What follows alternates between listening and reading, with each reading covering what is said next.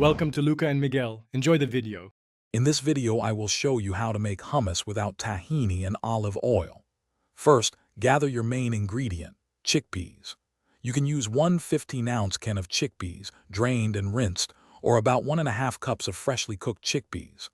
This approach creates a wonderfully light and flavorful dip, perfect for a healthy snack or appetizer.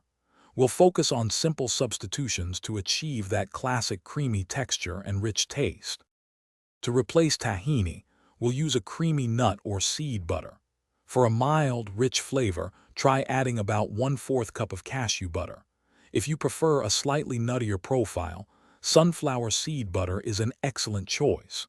These alternatives provide the essential creaminess and depth that tahini typically offers, ensuring your hummus is just as satisfying. Experiment with different options to find your favorite blend. Achieving that signature creamy texture without olive oil is simple. Instead, we'll use aquafaba, the liquid from canned chickpeas, or cold water.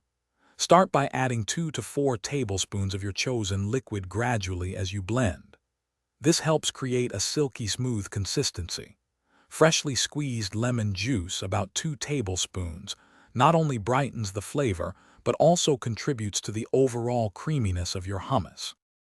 Now it's time to blend everything together. Combine your chickpeas, chosen nut or seed butter, lemon juice, and liquid in a food processor. Blend for several minutes, scraping down the sides until it's incredibly smooth. Taste and adjust the seasoning, adding about 1/2 teaspoon of salt, 1/4 teaspoon of cumin, and 1 clove of minced garlic. Serve your delicious, homemade hummus with fresh veggies, pita bread, or as a flavorful sandwich spread. Thanks for watching and please subscribe.